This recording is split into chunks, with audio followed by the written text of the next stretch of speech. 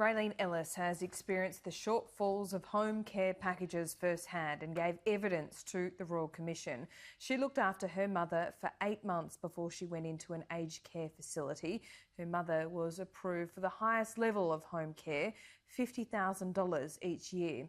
But as Raelene found, it didn't translate to much. Raelene Ellis joins us live now. Thanks so much for your time. This must be really hard for you because it wasn't a particularly pleasant time in terms of your interactions with the system. How do you feel about this report? Look, I think that, and thanks for having me. I think that for everyone that has had the unlucky need to traverse the aged care system, the findings of the report are not surprising. We knew, and the government knew, that the system was failing us, that people were dying, that 100,000 people were on a wait for home care packages, and it was in the news every week, stories of substandard care. So it is certainly of no surprise to me, the findings of the report. And I'm really concerned that the government is now saying things like, oh, well, we need to train up staff for home care packages. They've been on notice of this for a decade, and simply having, and there's been numerous reports before. So certainly, yes, it's great to have it in a report, and I'm grateful for that, but it doesn't come as a surprise to me. Raelene, you're a lawyer and you found navigating this system really difficult. What chance do the rest of us have? Well, that's exactly right. And as I said to the Royal Commission, we need to remember that people that are traversing the aged care system are doing so in a situation of crisis.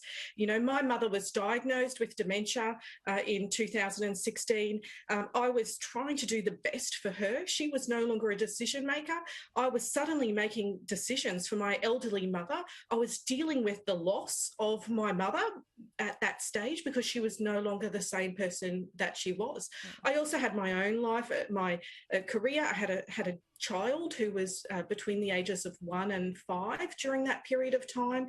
And I was dealing with doctors, hospitalisations, and this diagnosis, and battling mum because she was certainly a very stubborn person, and she wouldn't accept the diagnosis of dementia. So it is a system that's overly complex, and we add on to that the fact that people that are accessing it are already in a state of personal crisis. It's just very difficult to access, and so many governmental departments to deal with. It should certainly be simplified.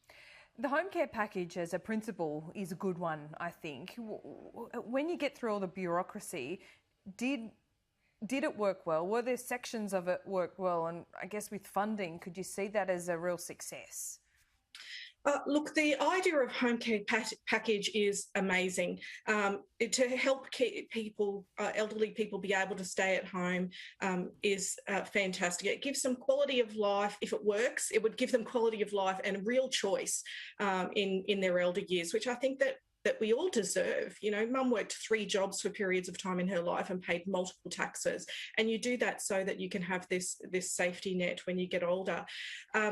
So the idea of the system is good, but I think putting it out to private providers who, in my case, were sucking $20,000 worth of fees out of that package, so that a $50,000 package equated to just 9 hours of help a week.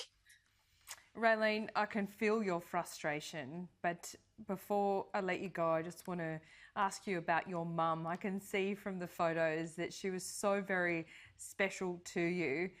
She must have been an incredible support to you before she succumbed to dementia. She certainly was.